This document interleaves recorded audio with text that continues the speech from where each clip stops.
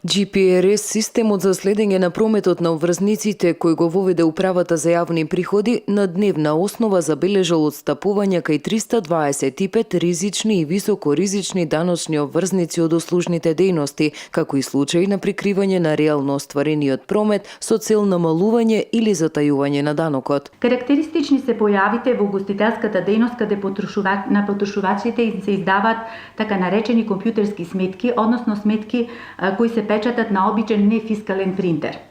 Ваквите деловни објекти, наместо да го користат исклучиво фискалниот апарат од овластен производител, имаат и паралелен систем кој не е поврзан со GPRS системот на Управата за јавни приходи и преку кој се издаваат сметки кои значително се разликуваат од фискалните сметки со намера за прикривање на реално остварениот промет и избегнување на плаќање на данокот. УЈП со истражни постапки кривично ќе ги гони ваквите даночни обврзници за даночно затајување. Обиди за изигрување на законот имало и со употреба на стари фискални апарати одјавени кои биле во примена пред воведувањето на GPRS, фискализацијата и интегрираниот автоматски систем за управување со фискални апарати. Управата за јавни приходи апелира до сите субјекти, даночни обврзници и граѓани задолжително да внимаваат при